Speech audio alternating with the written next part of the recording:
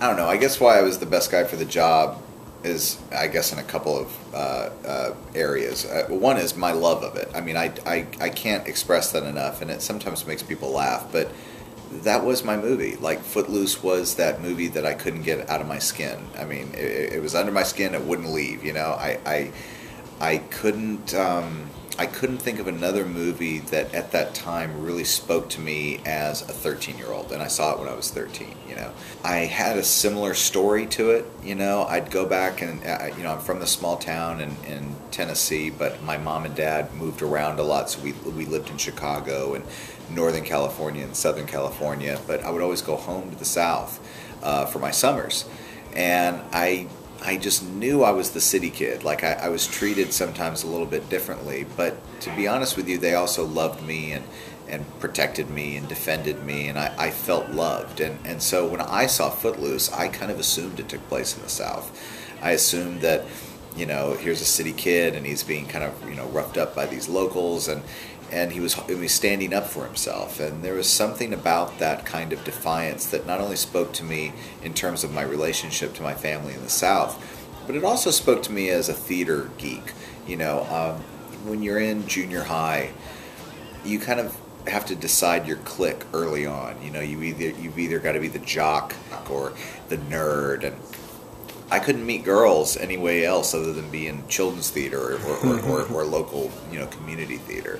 So I was singing and dancing. I was in musicals and plays and watching Kevin with that skinny tie and the big hair and doing gymnastics and being a dancer and being cool at the same time. It was just, it gave me a different feeling than Raiders of the Lost Ark gave me.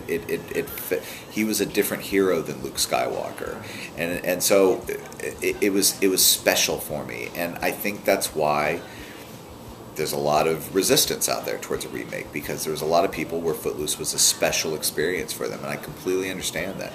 There's some people I probably won't be able to convince. There's some people that I might convince to come see it, and they'll see what I'm trying to do.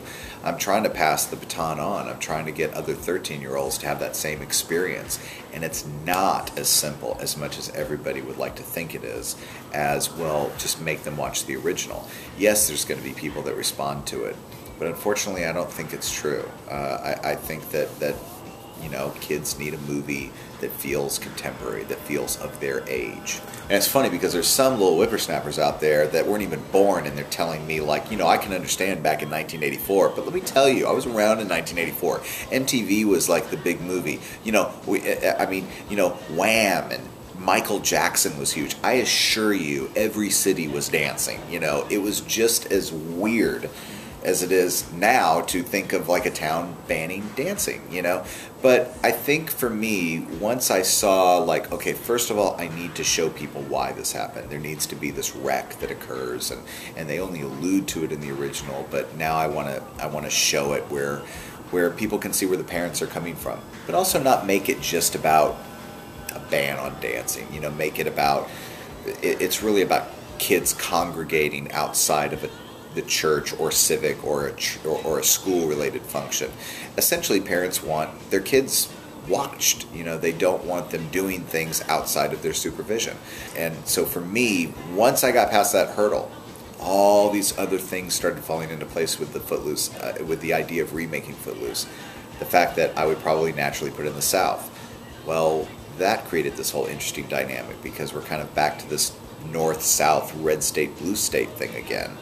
And it had a new relevance suddenly with Red McCormick coming from Boston, coming down to the South, meeting up with Willard, who's from Georgia.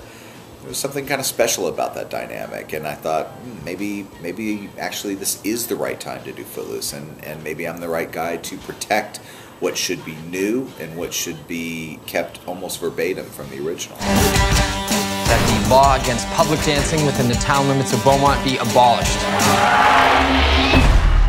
I know you gotta do what you gotta do, but that ain't gonna stop it from happening.